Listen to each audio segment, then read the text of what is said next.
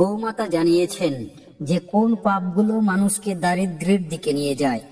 গৌমাতার এই অপূর্ব এবং পবিত্র কাহিনী যে ব্যক্তি মনোযোগ সহকারে শোনে, তার জীবন থেকে সমস্ত দুঃখ ও কষ্ট চিরতরে দূর হয়ে যায়। তারপর তাকে আর কখনো দারিদ্র্য বা সমস্যার মুখোমুখি হতে হয় না। সুপ্রিয় দর্শক মণ্ডলী, এই কাহিনীটি আপনার পারিবারিক সমস্যার সমাধান হতে পারে। এটি শোনার মাধ্যমেই আপনার পরিবারের সমস্ত সমস্যা দূর হয়ে যেতে পারে। নমস্কার প্রিয় দর্শক বৃন্দ, হর হর মহাদেব। আজকের কাহিনীটি শুরু করার আগে আপনাদের কাছে একটি নিবেদন। গরুর পুরাণে বলা হয়েছে, যে কাহিনী বা শিক্ষা মাঝপথে ছেড়ে দেওয়া হয় তা মানুষের জন্য পাপের কারণ হয়ে ওঠে। তাই দয়া করে এই কাহিনীটি শেষ পর্যন্ত শুনুন। যদি আপনি একজন সত্যিকারের সনাতনী হন এবং ভগবান শ্রীরামের প্রতি অটুট বিশ্বাস রাখেন, তাহলে এখনই ভিডিওটি লাইক করুন, চ্যানেলটি সাবস্ক্রাইব করুন এবং কমেন্টে জয় শ্রীরাম লিখে আপনার সমর্থন জানান। তাহলে চলুন দর্শকবৃন্দ, আর কোনো বিলম্ব না করে আজকের এই প্রেরণাদায়ক কাহিনীটি শুরু করি। সুপ্রিয় ভক্তবৃন্দ, আজকের কাহিনীটি অত্যন্ত হৃদয়স্পর্শী। এতে আমরা জানব গৌমাতা মানুষের কোন কোন পাপগুলোকে তার দারিদ্র ও দুঃখের কারণ হিসেবে চিহ্নিত করেছেন। সেই সঙ্গে এটাও জানব যে সেই তিন ব্যক্তি কারা, যাদের কারণে ঘরে সবসময় কষ্ট ও অশান্তি বিরাজ করে। যে ঘরে এই তিন ব্যক্তির বাস থাকে, সেখানে মা লক্ষ্মী কখনো প্রবেশ করে না। সুপ্রিয় ভক্তবৃন্দ, এক সময়ের কথা, ভগবান শিব ও মাতা পার্বতী কৈলাস পর্বতে বিরাজমান ছিলেন। শান্ত ও দিব্য পরিবেশে দুজনে পৃথিবী লোকের সৌন্দর্য উপভোগ করছিলেন। তখন মাতা পার্বতী ভগবান শিবকে বললেন, হে নাথ, আমরা পৃথিবী লোকে ভ্রমণ করার পর অনেক সময় কেটে গেছে। আমার মন বলছে যে আজ আমাদের সেখানে গিয়ে ভ্রমণ করা উচিত। ভগবান শিব মুচকি হেসে বললেন, হে উমা, তুমি ঠিক বলেছ। আজ আমাদের পৃথিবী লোকে গিয়ে দেখা উচিত সেখানে কি ঘটছে। এই বলে ভগবান শিব ও মাতা পার্বতী পৃথিবী লোকে প্রকট হলেন এবং একটি সুন্দর বাগানে একটি বিশাল গাছের ছায়ায় বসলেন। সেখানে চারিদিকে সবুজ ঘাস ছড়িয়েছিল এবং অনেকগুলো গাই সেই ঘাস চড়ছিল। তখন তাদের মধ্যে থেকে একজন গৌমাতা ভগবান শিব ও মাতা পার্বতীর কাছে এসে দাঁড়ালেন। গৌমাতা বিনম্রভাবে মাথা নত করে বললেন, হে দেব, আপনাদের দর্শন করে আমি ধন্য হয়েছি। আমার মনে একটি প্রশ্ন আছে, যার উত্তর আমি এখনো কোনো সাধু বা জ্ঞানী ব্যক্তির থেকে পাইনি। দয়া করে আমার এই প্রশ্নের উত্তর দিন। ভগবান শিব গৌমাতাকে বললেন, হে গৌমাতা, তুমি প্রশ্ন করো। গৌমাতা বললেন, হে প্রভু, মানুষকে কোন পাপের কারণে দারিদ্র্যের মুখোমুখি হতে হয়, আর সেই তিন ব্যক্তি কারা, যাদের প্রভাবে ঘরে সর্বনাশ হয়ে যায়? মানুষ কি শুধু তার ভাগ্যের কারণেই ধনী বা দরিদ্র হয়? ভগবান শিব মুচকি হেসে বললেন, হে গৌমাতা, তোমার প্রশ্ন অত্যন্ত গুরুত্বপূর্ণ এবং আমি তোমাকে এর উত্তর অবশ্যই দেব। এটা সম্পূর্ণ সত্য নয় যে শুধু ভাগ্যই মানুষের দারিদ্র ও ধনী হওয়ার কারণ। এর পিছনে আরো কিছু কারণ থাকে। গৌমাতা বললেন, হে প্রভু, দয়া করে আমাকে বিস্তারিত বুঝিয়ে বলুন। তখন ভগবান শিব বললেন, হে গৌমাতা, আমি তোমার এই প্রশ্নের উত্তর একটি কাহিনীর মাধ্যমে দেব, যাতে তোমার কাছে সবকিছু পরিষ্কার হয়ে যায়। ভগবান শিব কাহিনী শোনাতে শুরু করলেন। এটি প্রাচীন কালের কথা। অবন্তিপুর নামে একটি নগর ছিল, যেখানে একজন পরোপকারী ও বিনম্র স্বভাবের ব্যবসায়ী বাস করতেন। তার দুই ছেলে ছিল, যারা তাদের বাবার মতোই সৎ ও দয়ালু ছিল। ব্যবসায়ী তার দুই ছেলের সঙ্গে পরিবারের সুখ শান্তিতে জীবনযাপন করছিলেন।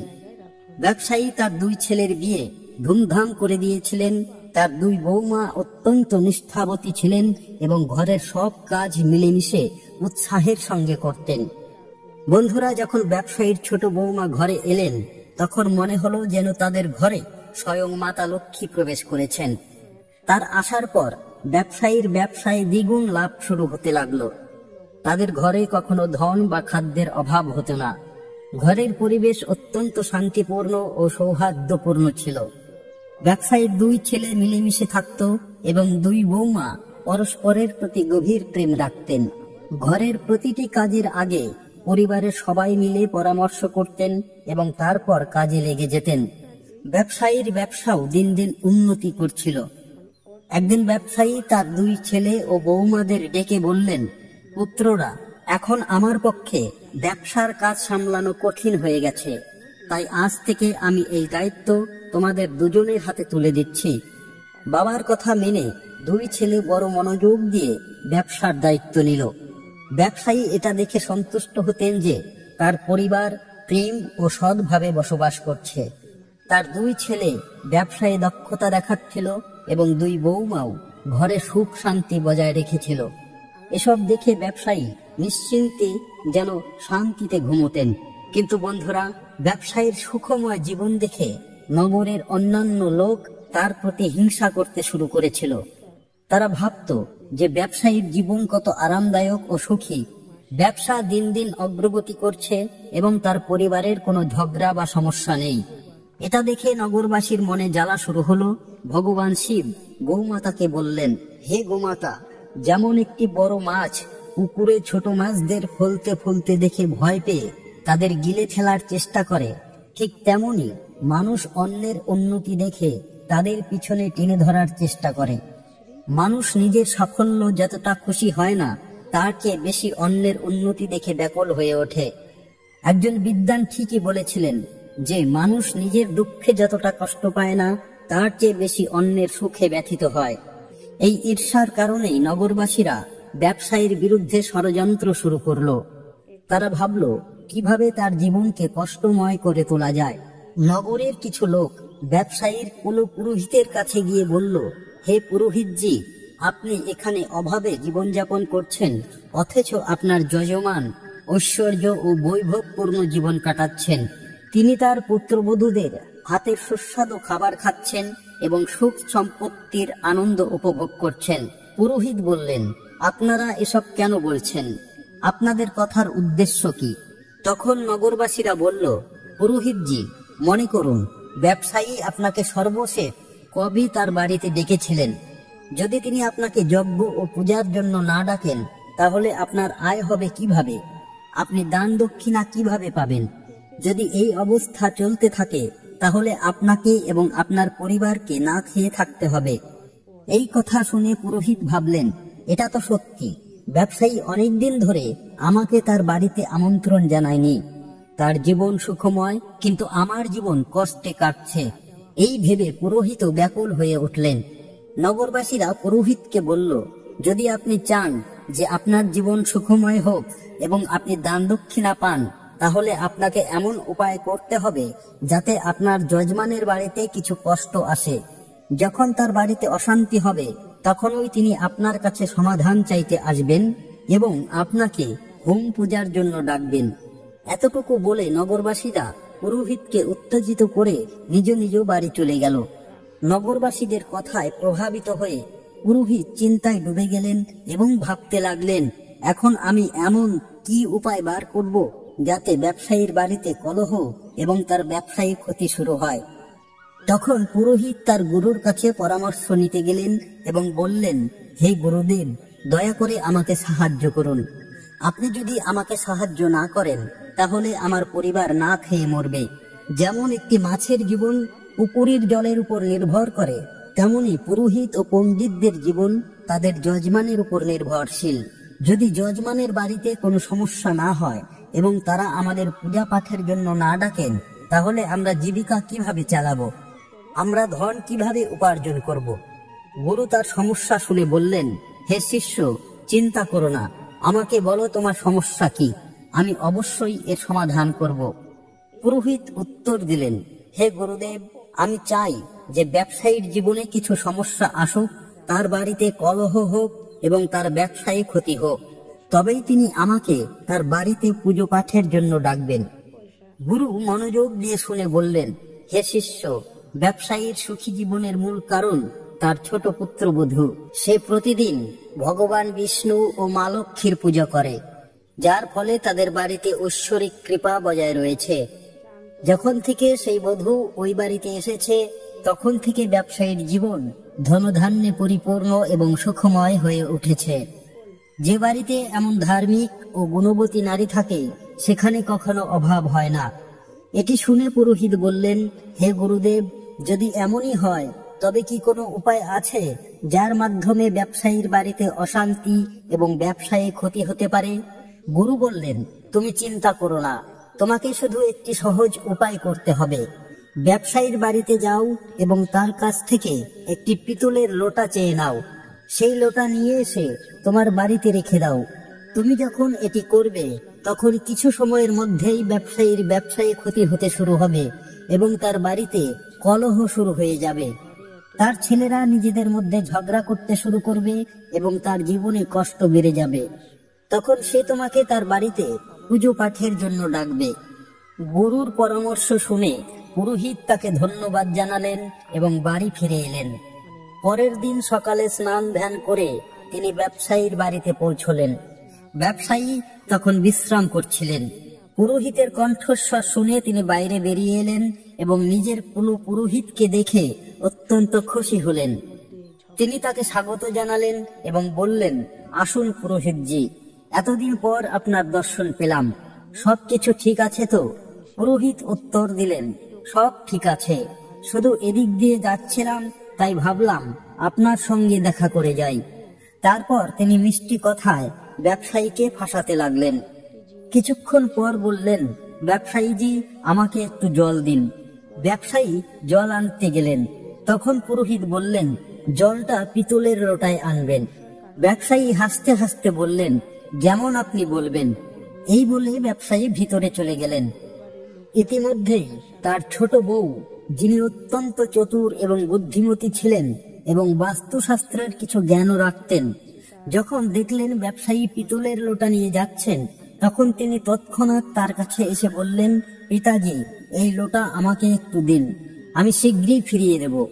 ব্যবসায়ী খুশি মনে লোটা তাকে দিয়ে দিলেন। ছোট বউ সেই লোটার জল ফেলে গোমাতাকে পান করিয়ে দিলেন এবং তারপর নতুন জল ভরে লোটা শ্বশুরকে ফিরিয়ে দিলেন। ব্যবসায়ী সেই জল পুরোহিতকে দিলেন। জল পান করে পুরোহিত বললেন, ব্যবসায়ীজি, এই পিতলের লোটা খুব ভালো, আপনি কি এটা আমাকে দিতে পারেন? ব্যবসায়ী হেসে বললেন, পুরোহিতজি, এ তো খুব ছোট ব্যাপার, আপনি এটি নিয়ে যান। পুরোহিত মনে মনে খুশি হলেন এবং ভাবলেন, আজ আমি ব্যবসায়ীর সুখ শান্তিতে আঘাত করলাম, এখন তার বাড়ির খুশি শেষ হয়ে যাবে।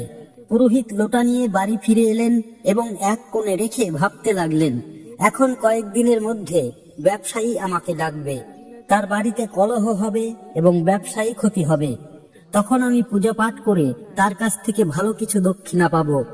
এই ভাবনায় পুরোহিত অত্যন্ত খুশি হলেন এবং অধীর আগ্রহে অপেক্ষা করতে লাগলেন যে ব্যবসায়ী কবে তাকে ডাকবে। দিন কেটে গেল, কিন্তু 20 দিন পরেও ব্যবসায়ীর তরফ থেকে কোনো ডাক এলো না। পুরোহিত ক্লান্ত হয়ে আবার গুরুর কাছে গেলেন এবং বললেন, হে গুরুদেব, আমি আপনার নির্দেশ অনুযায়ী ব্যবসায়ীর কাছ থেকে পিতলের লোটা নিয়েছিলাম, কিন্তু এখন 20 দিন কেটে গেছে আর ব্যবসায়ীর জীবনে কোনো সমস্যা আসেনি। তিনি আগের মতোই সুখ শান্তিতে জীবনযাপন করছেন। গুরু এটি শুনে তার দিব্য দৃষ্টি ব্যবহার করলেন এবং চোখ বন্ধ করে পরিস্থিতি পর্যবেক্ষণ করলেন। তারপর বললেন, হে শিষ্য, আমি তোমাকে আগেই বলেছিলাম যে ব্যবসায়ীর ছোট বউ খুব চতুর এবং বুদ্ধিমতী, তার বাস্তুশাস্ত্রের জ্ঞান আছে। যখন ব্যবসায়ী তোমার জন্য জল নিয়ে আসছিল, তখনই তার ছোট বউ সেই লোটা শ্বশুরের কাছ থেকে নিয়ে তার জল গোমাতাকে পান করিয়ে দিয়েছিল। এই কারণে ব্যবসায়ীর বাড়ির সুখ সমৃদ্ধি অটুট রয়ে গেছে। এখন তোমার ষড়যন্ত্র ব্যর্থ হয়েছে। গুরু আরও বললেন, কিন্তু চিন্তা করো না, আমি তোমার জন্য আরেকটি উপায় বলছি। এখন তুমি ব্যবসায়ীর বাড়িতে গিয়ে তার গোমাতা চেয়ে নাও। হিন্দু ধর্মে গোমাতাকে মা লক্ষ্মীর স্বরূপ মানা হয়। যে বাড়িতে গোমাতার বাস থাকে সেখানে সবসময় সুখ ও সমৃদ্ধি থাকে। তুমি যখন ব্যবসায়ীর গোমাতাকে নিজের বাড়িতে নিয়ে আসবে, তখন তার বাড়িতে দুঃখ ও অশান্তি শুরু হবে। গুরুর কথা শুনে পুরোহিত আবার উৎসাহিত হলেন।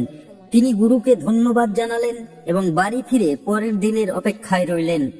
তিনি ভাবতে লাগলেন, কাল সকাল হলেই আমি ব্যবসায়ীর বাড়িতে যাব এবং তার গোমাতা চেয়ে নেব। তারপর দেখি ব্যবসায়ী কিভাবে সুখে থাকে। পরের দিন সকালে স্নান করে পুরোহিত সোজা ব্যবসায়ীর বাড়িতে পৌঁছে গেলেন। ব্যবসায়ী দরজা খুললেন এবং নিজের কোনো পুরোহিতকে দেখে আনন্দের সঙ্গে তাকে স্বাগত জানালেন। তিনি তাকে ভিতরে নিয়ে গেলেন এবং সুস্বাদু খাবার পরিবেশন করলেন। খাওয়ার পর ব্যবসায়ী জিজ্ঞাসা করলেন, পুরোহিতজি, আজ আপনার আগমনের কারণ কি? সব কুশল তো? পুরোহিত দুঃখ ভরা কণ্ঠে বললেন, হে ব্যবসায়ী, এই মুহূর্তে আমি খুব কষ্টে আছি। আমার বাড়ির গোমাতা দুধ দেওয়া বন্ধ করে দিয়েছে, আর আমার ছোট ছেলের দুধের খুব প্রয়োজন। তার বয়স এমন যে দুধ ছাড়া সে বাঁচতে পারবে না। তাই আমি আপনার কাছে সাহায্য চাইতে এসেছি। আপনি যদি আমাকে আপনার গোমাতা দেন তবে এটি আমার বড় উপকার হবে। পুরোহিতের করুণাময় কথা শুনে ব্যবসায়ী ভাবতে লাগলেন, এ আমাদের কুল পুরোহিত, তার সাহায্য করা একটি পুণ্যের কাজ হবে। গোদানে আমি বড় ফল পাবো। এইভাবে ব্যবসায়ী বললেন, পুরোহিতজি, আপনি চিন্তা করবেন না, আমি আপনাকে গোমাতা দিয়ে দিচ্ছি। ব্যবসায়ী গোমাতাকে আনতে গেলেন। তিনি যখন গোমাতাকে নিয়ে পুরোহিতের দিকে এগিয়ে গেলেন, তখন তার ছোট বউ দ্রুত সেখানে এসে শ্বশুরকে থামিয়ে বললেন, পিতাজি, এই গোমাতাকে কোথায় নিয়ে যাচ্ছেন? ব্যবসায়ী উত্তর দিলেন, বেটি, আমাদের কুলপুরোহিত এসেছেন, তার গোমাতা দুধ দেওয়া বন্ধ করে দিয়েছে, তিনি আমাদের গোমাতা চাইছেন, তাই আমি তাকে দিতে যাচ্ছি। ছোট বউ বুদ্ধিমত্তার সঙ্গে উত্তর দিলেন, পিতাজি, দয়া করে একটু থামুন, আমি এখনই আসছি। তিনি ভিতরে গিয়ে একটি পাত্রে হলুদ ও চন্দনের রং মিশিয়ে আনলেন। তিনি গোমাতা শিঙে সেই রং লাগিয়ে দিলেন এবং বাকি রংটি বাড়ির মন্দিরের কাছে রেখে দিলেন। তারপর শ্বশুরকে বললেন, পিতাজি, এখন আপনি এই গোমাতাকে পুরোহিতজিকে দিতে পারেন। ছোট বৌমার বুদ্ধিমত্তা আবারও ব্যবসায়ীর বাড়ির সমৃদ্ধি রক্ষা করল। পুরোহিত ব্যবসায়ীর কাছ থেকে গোমাতা নিয়ে বাড়ি ফিরে এলেন এবং খুশি মনে তাকে নিজের আঙিনায় বেঁধে দিলেন।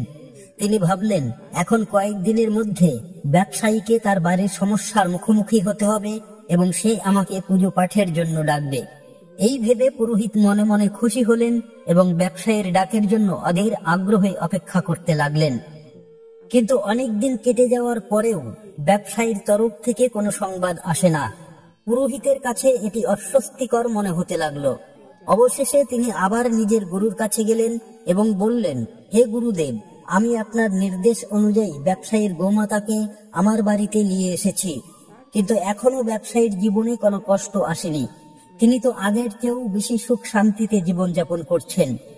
গুরু ধ্যানে বসে তার দিব্য দৃষ্টি দিয়ে সবকিছু দেখলেন এবং বললেন, হে শিষ্য, আমি আগেই বলেছিলাম যে ব্যবসায়ীর ছোট বউ খুব বুদ্ধিমতী এবং চতুর। সে তোমার ষড়যন্ত্র বুঝে ফেলেছিল। তুমি যখন ব্যবসায়ীর কাছে গোমাতা চাইতে গিয়েছিলে, তখন সে গোমাতার শিঙে যে রং লাগিয়েছিল সেটাই তার বাড়ির সমৃদ্ধির কারণ। সে সেই রং মন্দিরের কাছে রেখে দিয়েছিল, যার ফলে তাদের বাড়ির সুখ সেখানেই আবদ্ধ হয়ে গেছে। তোমার এই প্রচেষ্টা ব্যর্থ হয়েছে। গুরু আরও বললেন, কিন্তু চিন্তা করো না, এখন তুমি ব্যবসায়ীর বাড়িতে গিয়ে সেই রঙের কটুরি চেয়ে নাও। সেই রংটি তোমার বাড়িতে আনার পরই তুমি ব্যবসায়ীর সুখ শেষ করতে পারবে। গুরুর কথা শুনে পুরোহিত তার পরামর্শ মেনে নিলেন এবং ব্যবসায়ীর বাড়িতে পৌঁছলেন। তিনি একটি অজুহাত দেখিয়ে ব্যবসায়ীর কাছে রঙে ভরা কটুরি চাইলেন। ব্যবসায়ী তার কথা মেনে কটুরি আনতে ভিতরে গেলেন। ইতিমধ্যে ব্যবসায়ীর ছোট বৌমা আগে থেকেই সতর্ক ছিলেন। তিনি সেই কটুরিতে রাখা পুরনো রং ফেলে দিয়ে তাতে নতুন রং ভরে দিলেন। যখন ব্যবসায়ী কটুরি নিয়ে বাইরে এলেন, তিনি সেই কটুরি পুরোহিতকে দিয়ে দিলেন। পুরোহিত রঙের কটুরি নিয়ে বাড়ি ফিরে এলেন এবং খুশি হয়ে ভাবতে লাগলেন, এখন তো ব্যবসায়ীর জীবন শীঘ্রই সমস্যায় ভরে যাবে এবং সে আমাকে ডাকতে বাধ্য হবে। কিন্তু মাসের পর মাস কেটে গেল, আর ব্যবসায়ীর জীবন আগের চেয়েও বেশি সুখ এবং সমৃদ্ধি হতে থাকলো।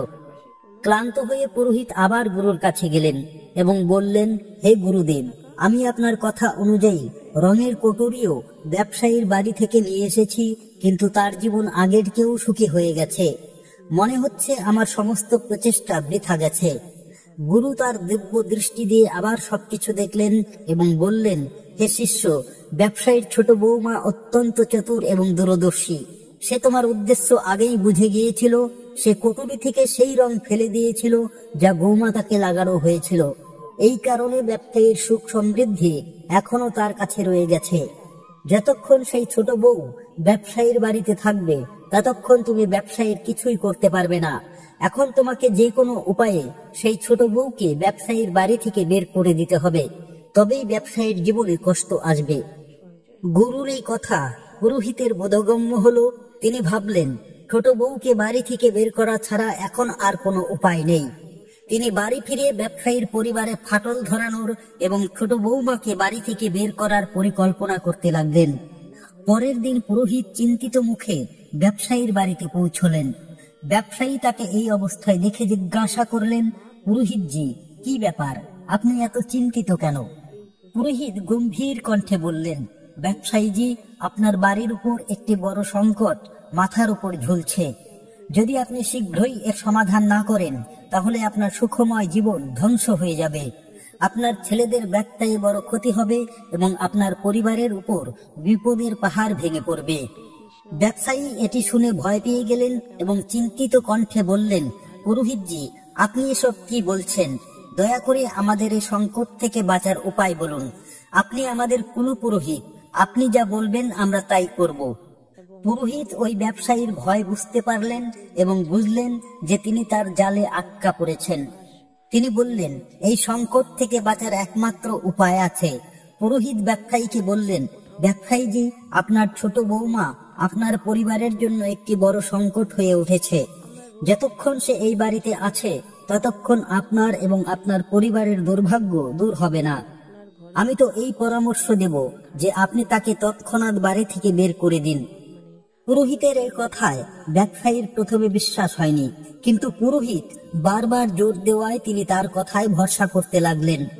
ব্যবসায়ী বললেন, পুরোহিতজি, আপনি যেমন বলেছেন আমি তেমনই করব। আপনি বলুন, আমার বৌমাকে কবে বাড়ি থেকে বের করতে হবে? পুরোহিত উত্তর দিলেন, ব্যবসায়ীজি, সময় নষ্ট করবেন না, যত তাড়াতাড়ি সম্ভব তাকে বাড়ি থেকে বের করে দিন। এই বলে পুরোহিত মনে মনে খুশি হয়ে বাড়ি ফিরে গেলেন। ব্যবসায়ী এই পরিস্থিতিতে অত্যন্ত দুঃখিত হলেন।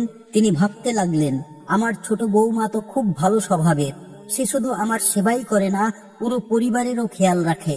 আমি তাকে কিভাবে বাড়ি থেকে বের করতে পারি? কিন্তু তারপর তিনি ভাবতে লাগলেন, যদি সে পরিবারের জন্য সংকট হয়, তাহলে আমাকে এই কঠিন সিদ্ধান্ত নিতেই হবে, কারণ আমি আমার পরিবারকে কোনো বিপদে ফেলতে পারি না।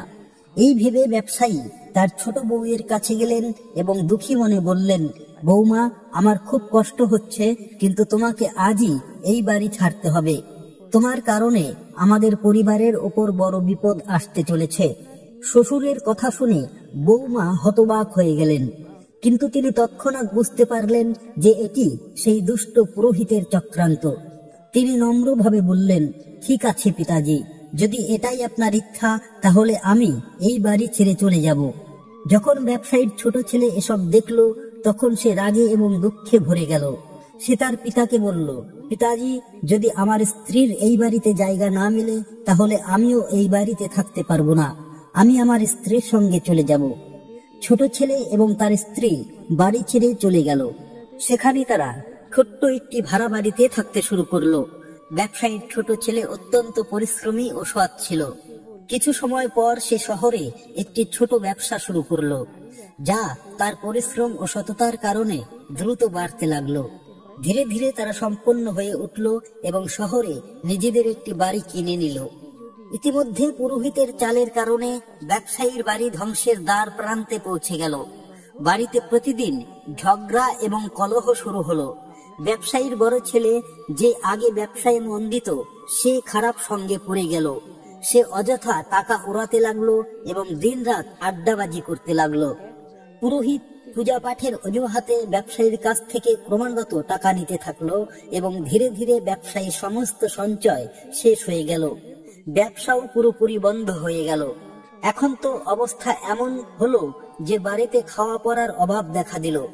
নগরবাসীরা ব্যবসায়ীর দুর্দশা দেখে হাসতে লাগলো এবং তাকে তিরস্কার করতে থাকলো, তার অবস্থার মজা উড়াতে লাগলো। এসব দেখে ব্যবসায়ীর মনে আত্মগ্লানি জাগতে লাগলো।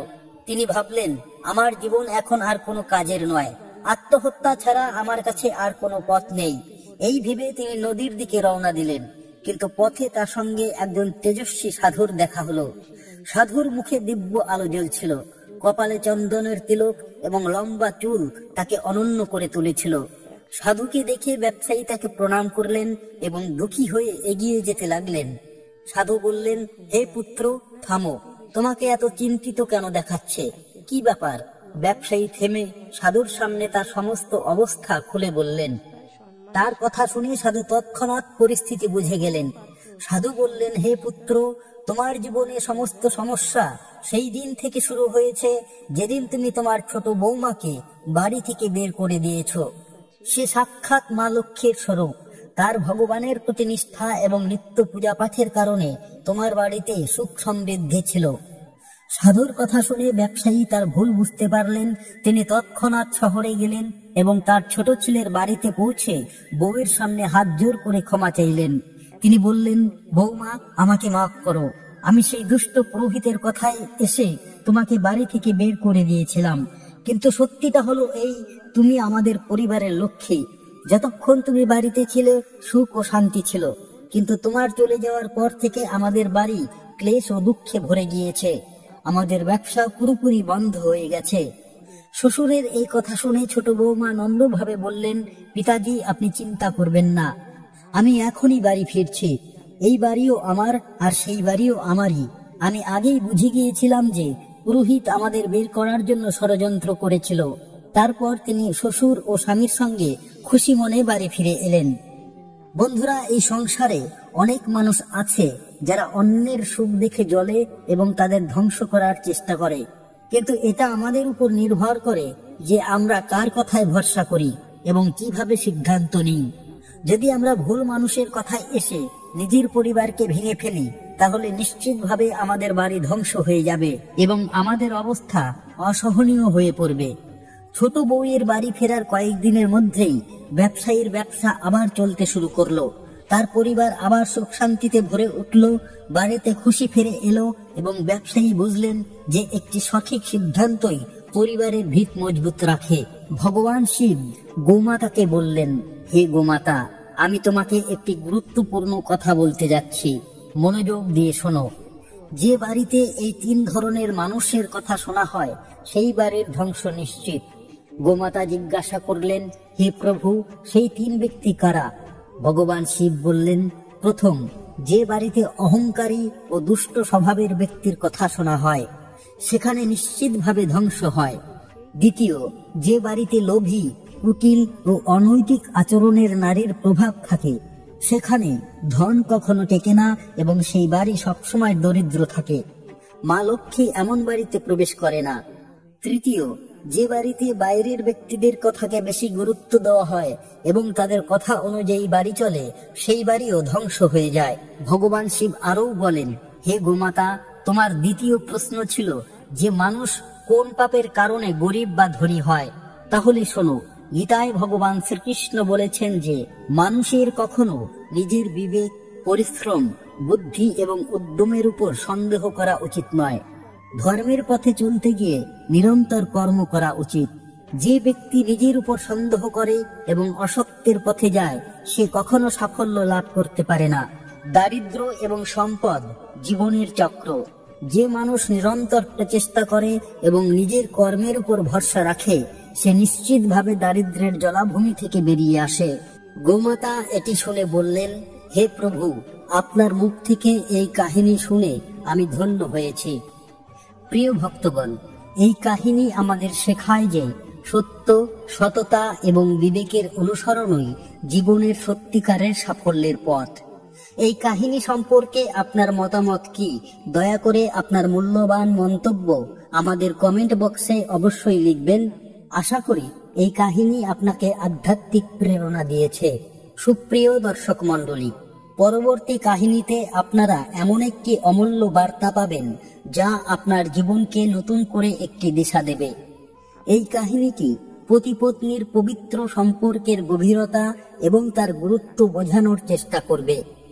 পতি-পত্নীর সম্পর্ক সংসারের সবচেয়ে মূল্যবান এবং গুরুত্বপূর্ণ বন্ধনগুলোর মধ্যে একটি। এটি শুধু দুটি ব্যক্তির সম্পর্ক নয়, বরং এটি বিশ্বাস, প্রেম এবং দায়িত্বের এক অটুট সংমিশ্রণ। এই সম্পর্ক তখনই মজবুত হয় যখন দুজনে একে অপরের সঙ্গ দেন এবং প্রতিটি পরিস্থিতিতে একে অপরের পাশে এসে দাঁড়ান। কিন্তু যদি এই সম্পর্কে দূরত্ব চলে আসে তবে তা কেবল দুঃখ এবং অনুশোচনাই নিয়ে আসে। আজ আমরা এমন একটি কাহিনী শোনাতে চলেছি যা পতি পত্নীর সম্পর্ককে একটি নতুন দৃষ্টিকোণ থেকে বোঝার সুযোগ দেবে।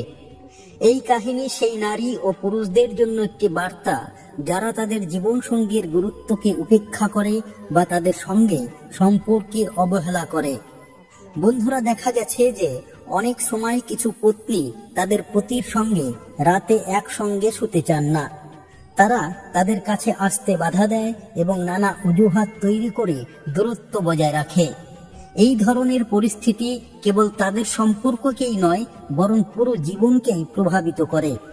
এমন নারীরা প্রায় তাদের সিদ্ধান্তের জন্য অনুশোচনা করে, কিন্তু ততক্ষণে অনেক দেরি হয়ে যায়। এই কাহিনী সেই নারীদের জন্য একটি সতর্কবার্তা যারা তাদের সম্পর্কে দূরত্ব সৃষ্টি করে। এখন প্রশ্ন ওঠে, পতি পত্নীর একসঙ্গে শোয়া কি তাদের সম্পর্কের জন্য প্রয়োজনীয়? এই প্রশ্নের উত্তর আজ আমরা একটি কাহিনীর মাধ্যমে বোঝার চেষ্টা করব। প্রিয় দর্শক মণ্ডলী, বলা হয় যে কিছু পত্নী তাদের পতি কাছে আসতে চাইলে তাদের অপমান করে, তিরস্কার করে এবং ভালো মন্দ বলে। এমন নারীদের বোঝা উচিত যে তাদের এই আচরণে কেবল তাদের পতিকেই নয়, তাদের নিজের জীবনকেও ধ্বংস করতে পারে। যে নারী তার পতিকে তার কাছে আসতে বাধা দেয় সে একটি বড় পাপ করে। একবারের কথা, মধুপুর নামে একটি নগর ছিল। নগরের কাছে একটি ঘন জঙ্গল ছিল, যার মাঝে একটি সুন্দর পুকুর অবস্থিত ছিল। পুকুরের জল এতটাই স্বচ্ছ ছিল যে তাতে আকাশের প্রতিচ্ছবিও স্পষ্ট দেখা যেত। পুকুরের চারপাশে ছোট ছোট গাছ ছিল, যেগুলিতে পাখিদের কিচিরমিচির শোনা যেত। পুকুরের কাছে একটি মাটির ছোট্ট বাড়ি ছিল, যেখানে রঘুবীর নামে একজন কৃষক, তার স্ত্রী পূর্ণিমা এবং দুটি সন্তানের সঙ্গে থাকত। তাদের পরিবারে একটি ছেলে ও একটি মেয়ে ছিল। পূর্ণিমা তার অপরূপ সৌন্দর্যের জন্য পুরো এলাকায় বিখ্যাত ছিল। তার সৌন্দর্য এমন ছিল যে কোনো অপরিচিত ব্যক্তি তার বাড়িতে এসে তাকে দেখে মুগ্ধ হয়ে যেত। একদিনের কথা, সূর্য অস্ত গিয়েছিল, আকাশে তারারা ঝিকমিক করছিল এবং পরিবেশ শান্ত ছিল। গোটা গ্রাম গভীর ঘুমে ডুবে গিয়েছিল। কিন্তু এই শান্ত রাতে রঘুবীর তার বাড়ি থেকে বেরিয়ে জঙ্গলের দিকে চলতে লাগলো। এটি ছিল রাতের তৃতীয় প্রহর। রঘুবীরের মুখে এক অদ্ভুত খুশি ছিল। সে দ্রুত পায়ে ঘন জঙ্গলের দিকে এগিয়ে যাচ্ছিল, যেন সে কোনো গুরুত্বপূর্ণ জিনিস পেতে চলেছে। ঘন গাছের মধ্য দিয়ে যেতে যেতে সে পুকুরের কাছে পৌঁছল। সেখানে সে একটি ঝুপড়ি দেখতে পেল। ঝুপড়ির বাইরে একটি সুন্দরী নারী দাঁড়িয়েছিল, যার নাম ছিল নিশা। নিশাকে দেখেই রঘুবীরের মুখে হালকা হাসি ফুটে উঠল। নিশাও হেসে বলল, স্বামী, আজ এত দেরি কেন করলেন? আমি গত 1 ঘন্টা ধরে আপনার অপেক্ষায় আছি। আমার মনে হয়েছিল আজ আপনি আসবেন না, তাই আমি চলে যাওয়ার কথা ভাবছিলাম। তখনই কারো পায়ের শব্দ শুনতে পেলাম। দেখলাম আপনি আসছেন, তাই আমি এখানেই থেকে গেলাম। রঘুবীর হেসে বলল, হে প্রিয়, আজ আমার স্ত্রীর ঘুম আসছিল না। আমি তাকে ঘুম পাড়ানোর চেষ্টায় ব্যস্ত ছিলাম। সে বলল, জানি না কেন, কিন্তু আজ তার চোখে ঘুম নেই। আমি তাকে আমার কাছে ডাকলাম এবং আমার বাহুতে শুইয়ে দিলাম। যখন সে গভীর ঘুমে ডুবে গেল, তখন আমি চুপচাপ উঠে তোমার কাছে চলে এলাম। এই কারণে আজ আমার একটু সময় লেগে গেছে, আমি এর জন্য ক্ষমা চাই। নিশা তার কথা শুনে বলল, স্বামী, আমি বুঝতে পারি, কিন্তু পরের বার এত দেরি করবেন না। এখানে আপনার অপেক্ষায় আমার অনেক সময় কেটে গেছে। চলুন এখন ঝুপড়ির ভিতরে যাই। আমাদের সকাল হওয়ার আগে নিজ নিজ বাড়ি ফিরতে হবে। নিশা তার কথা শুনে বলল, স্বামী, আমি বুঝতে পারি, কিন্তু পরের বার এত দেরি করবেন না। এখানে আপনার অপেক্ষায় আমার অনেক সময় কেটে গেছে।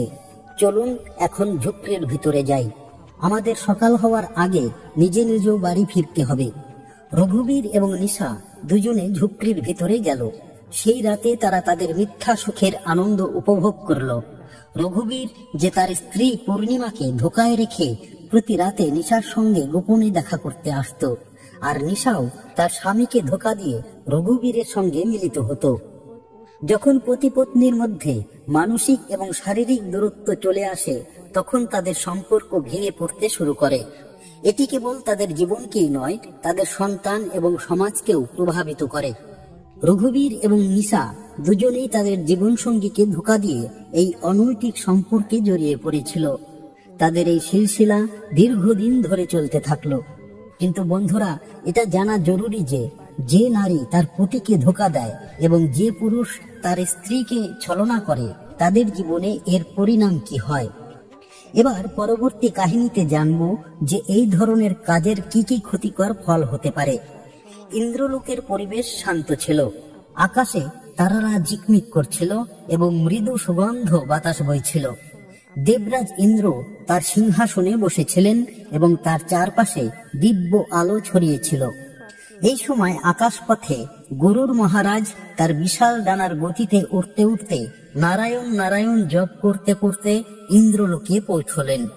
তিনি দেবরাজ ইন্দ্রকে প্রণাম করলেন এবং হাত জোর করে বললেন, হে দেবরাজ, আমি পৃথিবী লোক থেকে ফিরছি।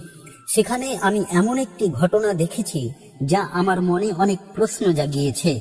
দয়া করে এই প্রশ্নগুলোর সমাধান করুন।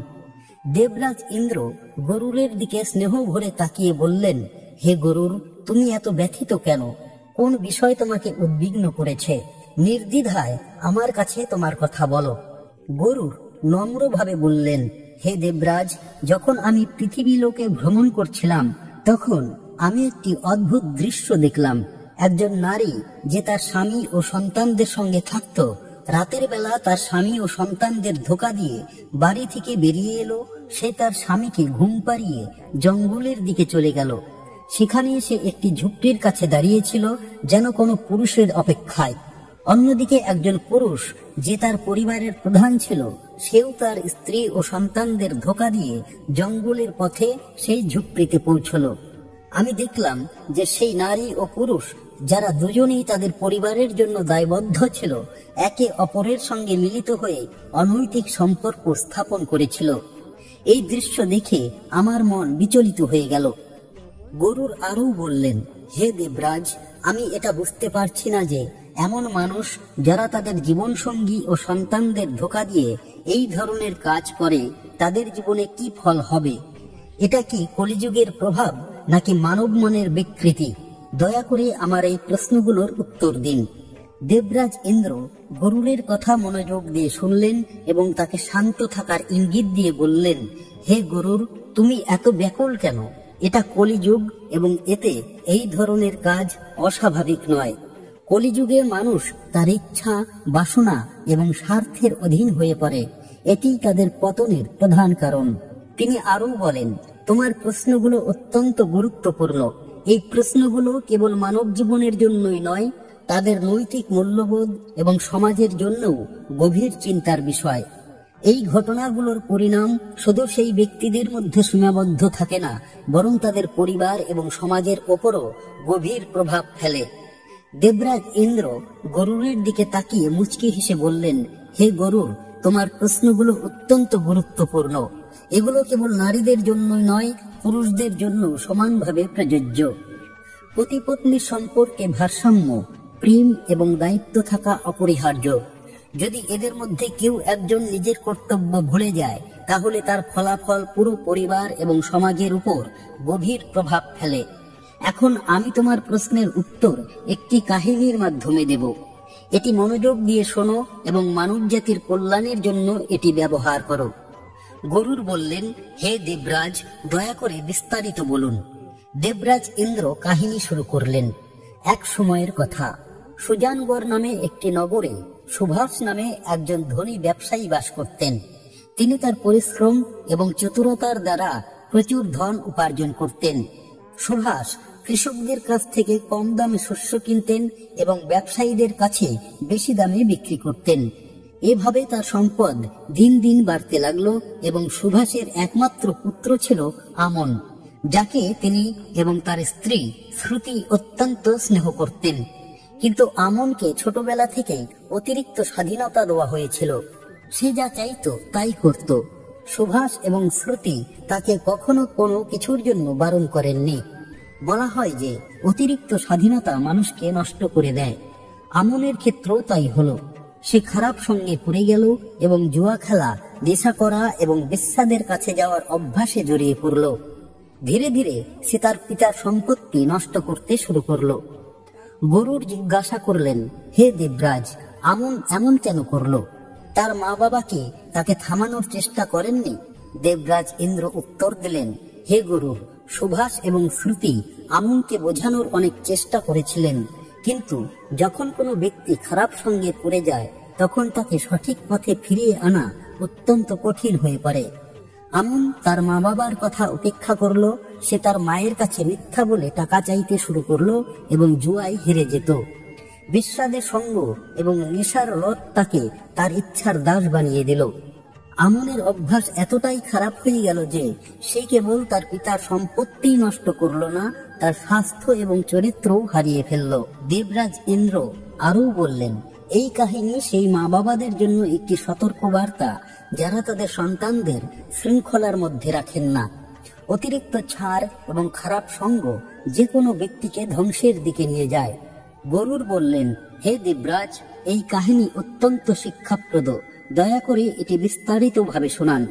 দেবরাজ ইন্দ্র বললেন, শোনো গরুর, যখন সুভাষ জানতে পারলেন যে তার পুত্র আমন জোয়া, নেশা এবং বেশ্যাবৃত্তিতে লিপ্ত, তখন তিনি খুব দুঃখিত হলেন। তিনি ভাবলেন, যদি আমনের এই অভ্যাসগুলো না থামানো যায় তবে সে আমার পরিশ্রমে অর্জিত সমস্ত সম্পত্তি নষ্ট করে দেবে। এই সমস্যার সমাধান খুঁজতে গিয়ে সুভাষ মনে মনে ভাবলেন, যদি আমনের বিয়ে দেওয়া যায় তবে হয়তো সে খারাপ অভ্যাস ছেড়ে দেবে। বাড়িতে তার স্ত্রী এলে তার মনোযোগ পরিবারের দিকে দেবে এবং বেশ্যাদের কাছে যাওয়া বন্ধ করবে। এই চিন্তা নিয়ে সুভাষ একজন ধনী শেঠের সুন্দরী এবং গুণবতী কন্যা নির্মলার সঙ্গে আমনের বিয়ে ঠিক করলেন। নির্মলা কেবল রূপবতী ছিলেন না, তার গুণ এবং সৎ স্বভাবের জন্য পুরো এলাকায় প্রশংসিত হতেন। কিছু সময় পর আমন এবং নির্মলার বিয়ে হয়ে গেল। বিয়ের পর আমনের আচরণে পরিবর্তন আসতে লাগলো। নির্মলার সৌন্দর্য এবং তার গুণগুলো আমনকে গভীরভাবে প্রভাবিত করলো। সে বেশ্যাদের কাছে যাওয়া পুরোপুরি ছেড়ে দিল এবং এখন বাড়িতেই থাকতে লাগলো। কিছু সময় সবকিছু ঠিকঠাক চলল। নির্মলা তার ভালো গুণ এবং প্রেম দিয়ে আমনকে সংশোধন করার সব রকম চেষ্টা করলেন, কিন্তু সময় কারোর জন্য থেমে থাকে না। আমনের মা বাবা বৃদ্ধ হয়ে গিয়েছিলেন এবং একদিন বার্ধক্যজনিত কারণে তারা এই সংসার ত্যাগ করলেন। তাদের চলে যাওয়ার পর আমনের ওপর পথ দেখানোর মতো কেউ রইল না। নির্মলার সঙ্গে থাকতে থাকতে আমন বেশ্যাদের সঙ্গ ত্যাগ করলেও তার জোয়ার লত তখনও বাকি ছিল। এই লত ধীরে ধীরে তাকে ধ্বংসের দিকে নিয়ে যেতে লাগলো। কিছু সময়ের মধ্যেই আমন তার পিতার বছরের পর বছর পরিশ্রমে অর্জিত সমস্ত সম্পত্তি জুয়ায় হারিয়ে দিল। এখন তার কাছে না ধন রইল, না কোনো দক্ষতা। সে পুরোপুরি কাঙাল হয়ে গেল। একদিন নির্মলা তাকে বললেন, স্বামী, এখন তো আমাদের কাছে খাওয়ার মতো কিছুই নেই। দয়া করে কোনো কাজ খুঁজে নাও যাতে আমরা আমাদের জীবিকা নির্বাহ করতে পারি। কিন্তু বলা হয় যে জ্ঞান এবং দক্ষতাই মানুষের আসল পরিচয়। যদি কেউ রাজার কাছে চাকরি চাইতে যায় তবে রাজা প্রথমে জিজ্ঞাসা করেন যে সেই ব্যক্তির কি দক্ষতা এবং যোগ্যতা আছে। যদি তার কোনো দক্ষতা না থাকে তবে তাকে খালি হাতে ফিরিয়ে দেওয়া হয়। আমনের কোনো দক্ষতা ছিল না। সে তার সমস্ত সময় এবং শক্তি জুয়া, নেশা এবং ভুল অভ্যাসে নষ্ট করেছিল। এখন সে তার পরিবারের জন্য খাবার জোগাড় করতেও অক্ষম হয়ে পড়েছিল। আমনের জীবনে এটি ছিল সবচেয়ে কঠিন সময়। তার একটি ছেলে এবং একটি মেয়ে ছিল যারা এখন বিয়ের যোগ্য হয়েছিল, কিন্তু তাদের বিয়ের জন্য টাকা জোগাড় করার কোনো উপায় ছিল না। বাড়ির অবস্থা এতটাই খারাপ হয়ে গিয়েছিল যে তারা খাবারের জন্য মুখাপেক্ষী হয়ে পড়েছিল। আমনের এই অবস্থা তাকে ক্রমাগত অনুশোচনা এবং হতাশার দিকে ঠেলে দিচ্ছিল। একদিন আমন তার স্ত্রী নির্মলার কাছে গিয়ে তার ইচ্ছা পূরণের জন্য কথা বলতে লাগলো, কিন্তু নির্মলা তাকে শান্ত এবং গম্ভীর কণ্ঠে বললেন, স্বামী, জীবনের সবচেয়ে বড় সুখ শুধু কামনা বাসনা নয়। আসল সুখ অন্যের সাহায্য করা এবং একটি সৎ এবং পবিত্র জীবন যাপনে। যারা তাদের বাসনা এবং লোভের অন্ধত্বে হারিয়ে যায় তারা শেষ পর্যন্ত ধ্বংস হয়ে যায়। তোমার সঙ্গেও তাই হয়েছে। নির্মলা আরও বললেন, হে স্বামী, এখন আমি তোমাকে 3টি বড় ভুলের কথা বলতে চাই, যেগুলো মানুষ অজান্তে করে ফেলে এবং পরে সারা জীবন অনুশোচনা করে। এগুলো মনোযোগ দিয়ে শোনো এবং বোঝো। প্রথম ভুল, শিক্ষা এবং দক্ষতার অবহেলা। নির্মলা বললেন, সবচেয়ে বড় ভুল হলো যে মানুষ তাদের জীবনের প্রথম দিনগুলোতে শিক্ষা এবং দক্ষতাকে গুরুত্ব দেয় না, এমন মানুষ তাদের কর্মজীবন এবং জীবনে অসংখ্য কষ্টের মুখোমুখি হয়। যদি তুমি তোমার যৌবনে কোনো দক্ষতা শিখতে বা ভালো শিক্ষা গ্রহণ করতে, তাহলে আজ এই অবস্থা হতো না। এই ভুলই তোমাকে সারা জীবন কষ্ট দেয়। দ্বিতীয় ভুল, কাজে ঢিলেমি করার অভ্যাস। নির্মলা বললেন, দ্বিতীয় ভুল হলো কাজ টালার অভ্যাস। যারা যৌবনে অলসতা করে এবং সময়ের সঠিক ব্যবহার করে না, তারা ভবিষ্যতে তাদের লক্ষ্য অর্জনে কষ্ট পায়। তুমিও তোমার সময় নষ্ট করেছিলে, আর এটাই কারণ যে আজ তুমি এই অবস্থায় আছো। তৃতীয় ভুল, খারাপ সঙ্গ।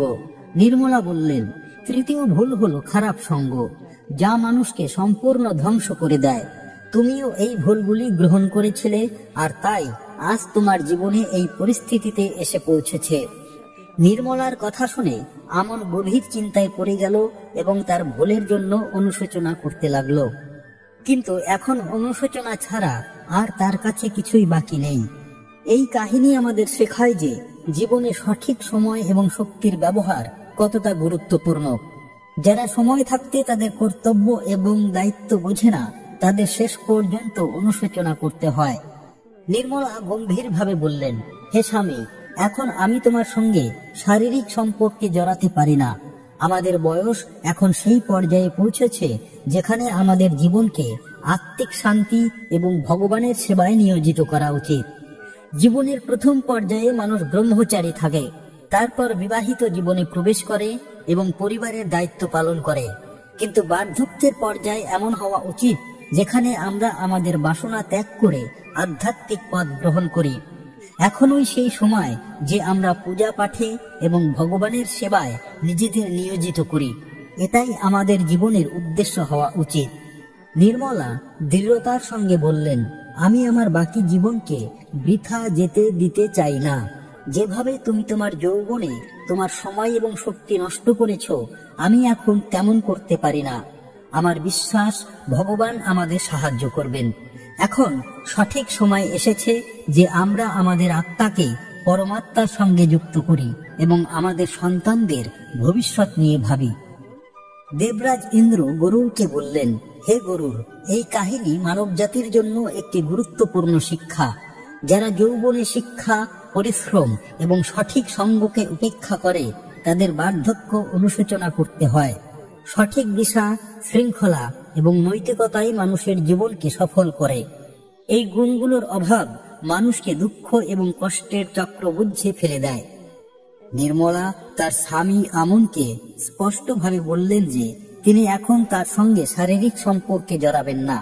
তিনি তার সিদ্ধান্তে অটল থাকার সংকল্প নিলেন এবং তার সন্তানদের বিয়ে ও পরিবারের কল্যাণকে প্রাধান্য দিলেন। তিনি বললেন, আমাদের এখন বাসনা ত্যাগ করে ভগবানের শরণে যাওয়া উচিত। পরিশ্রম করলে ভগবান অবশ্যই আমাদের সঙ্গ দেবেন। কিছু সময় পর নির্মলার একজন বৃদ্ধা মহিলার সঙ্গে দেখা হলো। সেই মহিলা একা ছিলেন, তার কোনো সন্তান ছিল না। তিনি নির্মলাকে বললেন, বেটি, আমার যা কিছু ধন সম্পত্তি আছে আমি তোমাকে দিচ্ছি, বিনিময়ে আমি শুধু 2 বেলার খাবার এবং তোমার পরিবারের একটি অংশ হওয়ার অনুমতি চাই। নির্মলা সেই বৃদ্ধার প্রস্তাব গ্রহণ করলেন। বৃদ্ধার ধন এবং সহযোগিতায় তাদের পরিবারের অবস্থার উন্নতি হলো। তারা তাদের 2 সন্তানের বিয়ে দিলেন। ধীরে ধীরে বাড়িতে সমৃদ্ধি ফিরে এলো এবং পরিবার সুখ শান্তিতে বসবাস করতে লাগলো। কিন্তু আমনের স্বভাব আবার বদলাতে শুরু করলো। নির্মলার সঙ্গে তার দূরত্ব তাকে ভুল পথে ঠেলে দিল। নির্মলা তার জীবনে আধ্যাত্মিকতাকে প্রাধান্য দিয়ে আমনের সঙ্গে শারীরিক সম্পর্কে জড়াতে অস্বীকার করলেন। কিন্তু আমন তার ইচ্ছাগুলো নিয়ন্ত্রণ করতে পারল না। সে তার বাসনায় পীড়িত হয়ে পড়ল এবং ধীরে ধীরে একজন অন্য নারীর প্রভাবে চলে গেল। সেই নারী তাকে রাতে তার কাছে ডাকত, আমন তার স্ত্রী এবং সন্তানদের ঘুম পাড়িয়ে রাতের অন্ধকারে সেই নারীর কাছে চলে যেত। সে মিথ্যা এবং ছলনার পথে হাঁটতে শুরু করলো। প্রিয় বন্ধুরা, এই কাহিনী থেকে আমরা শিক্ষা পাই যে কোনো সম্পর্কে ভারসাম্য বজায় রাখা অত্যন্ত জরুরি। যেমন নির্মলা হঠাৎ করে আমনের সঙ্গ ত্যাগ করলেন, তা পুরোপুরি সঠিক ছিল না। পতিকে সংশোধন করতে ধৈর্য, বুদ্ধিমত্তা এবং প্রেমের প্রয়োজন।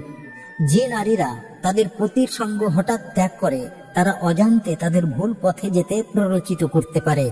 এটি এমন একটি সিদ্ধান্ত হতে পারে যা পুরো পরিবারকে ধ্বংস করে দেয়। প্রতিটি নারীর এই তিনটি বিষয় সবসময় মনে রাখা উচিত, যাতে তার পরিবার এবং পতি সঠিক পথে থাকে। প্রথম বিষয়, একসঙ্গে শোয়ার গুরুত্ব। নারীদের উচিত তাদের পতির সঙ্গে শোয়া ত্যাগ না করা। একসঙ্গে শোয়া শুধু শারীরিক নৈকট্যের প্রতীক নয়, বরং এটি পতি পত্নীর মধ্যে প্রেম, বিশ্বাস এবং মানসিক বন্ধনকে শক্তিশালী করে। যখন এই দূরত্ব বাড়ে, তখন পতি অন্য নারীর প্রতি আকৃষ্ট হতে পারে। দ্বিতীয় বিষয়, ধৈর্য এবং বুদ্ধিমত্তা। যে কোনো সম্পর্কে উন্নতির জন্য ধৈর্য এবং বুদ্ধিমত্তা প্রয়োজন। হঠাৎ কঠোর সিদ্ধান্ত নেওয়া সম্পর্ককে দুর্বল করতে পারে। সঠিক নির্দেশনা এবং সমর্থন দিয়ে পতিকে ভালো পথে আনা সম্ভব। তৃতীয় বিষয়, পারিবারিক দায়িত্ব। প্রতিটি নারীর পারিবারিক দায়িত্বকে প্রাধান্য দেওয়া উচিত। সম্পর্কে ভারসাম্য বজায় রাখা এবং নিজের ভূমিকা পালন করা পুরো পরিবারকে সুখী এবং একত্রিত রাখে। পতি পত্নীর সম্পর্ক জীবনরূপী গাড়ির দুটি চাকার মতো। যদি একটি চাকা পথ থেকে বিচ্যুত হয়, তবে গাড়ি চালানো কঠিন হয়ে পড়ে। তাই সম্পর্কে সমঝোতা এবং সহযোগিতা বজায় রাখাই সুখী জীবনের চাবিকাঠি। অতএব নারীদের উচিত তাদের সম্পর্কের মর্যাদা বজায় রাখা এবং এটিকে শক্তিশালী করা। প্রথম বিষয়, পতির ইচ্ছার সম্মান করা। কাম ক্রীড়া পতি পত্নীর সম্পর্কের একটি স্বাভাবিক এবং গুরুত্বপূর্ণ অংশ। যদি কোনো নারী তার পতির অনুভূতি এবং ইচ্ছাকে পুরোপুরি উপেক্ষা করে এবং তার থেকে দূরত্ব তৈরি করে, তবে পতি অন্য নারীর প্রতি আকৃষ্ট হতে পারে। কিন্তু যে নারীরা তাদের পতির অনুভূতির সম্মান করে, ধৈর্য এবং বুদ্ধিমত্তার সঙ্গে তাকে সঠিক পথে নিয়ে আসে, তারা পরিবার এবং সমাজ উভয়ের জন্য আদর্শ হয়ে ওঠে। দ্বিতীয় বিষয়, পতিকে সঠিক পথে আনার চেষ্টা করা। যদি পতি কোনো খারাপ অভ্যাস বা বাসনায় জড়িয়ে পড়ে, তবে নারীর উচিত তাকে সংশোধন করার চেষ্টা করা। তাকে সৎসঙ্গে নিয়ে যাওয়া, ধর্মীয় আলোচনা শোনানো এবং মন্দির বা আধ্যাত্মিক স্থানে নিয়ে যাওয়া। এই উপায়গুলো যে কোনো ব্যক্তিকে সংশোধন করতে পারে। নারীর উচিত তার পতির দুর্বলতা বুঝে ধৈর্যের সঙ্গে তাকে সঠিক পথে আনার চেষ্টা করা। কিন্তু এই প্রচেষ্টা তখনই সফল হয় যখন তাতে সংযম এবং বুদ্ধিমত্তা থাকে। তৃতীয় বিষয়, পরিবারের কল্যাণকে প্রাধান্য দেওয়া। পতি পত্নী উভয়েরই বোঝা উচিত যে তাদের সম্পর্ক শুধু ব্যক্তিগত তৃপ্তির মধ্যে সীমাবদ্ধ নয়, বরং এটি পুরো পরিবারের ভিত। যদি কেউ তার দায়িত্ব উপেক্ষা করে, তবে তার ফল পুরো পরিবারকে ভোগ করতে হয়। শুধু ভগবানের ভক্তি করাই যথেষ্ট নয়, পরিবারের দেখভাল এবং পতিকে সঠিক পথে রাখাটাও ততটাই গুরুত্বপূর্ণ। দেবরাজ ইন্দ্র বললেন, যে পুরুষ অন্য নারীর সঙ্গে অনৈতিক সম্পর্ক গড়ে তুলেছিল, সে ছিল আমন। তার স্ত্রী নির্মলা তার সঙ্গে শারীরিক সম্পর্ক পুরোপুরি ত্যাগ করেছিল। এই দূরত্ব আমনকে তার স্ত্রীর প্রতি উদাসীন করে দিয়েছিল এবং সে অন্য নারীর জালে জড়িয়ে পড়েছিল। এটি তার ধ্বংসের কারণ হয়ে উঠল। বন্ধুরা, এই কাহিনী আমাদের শেখায় যে কোন নারীর উচিত তার পতিকে হঠাৎ ত্যাগ না করা। পতিকে সঠিক পথে আনতে ধৈর্য, বোঝাপড়া এবং প্রেমের সাহায্য নেওয়া উচিত। এমন নারীরা কেবল তাদের পরিবারকেই বাঁচায় না, সমাজেও আদর্শ হিসেবে বিবেচিত হয়। গুরুর এই কাহিনী শুনে প্রসন্ন হয়ে বললেন, হে দেবরাজ, আপনি আমার সমস্ত প্রশ্নের সমাধান করে দিয়েছেন। এখন আমি এই জ্ঞান নিয়ে পৃথিবী লোকে গিয়ে মানবজাতির কল্যাণে ব্যবহার করব। আপনাকে ধন্যবাদ।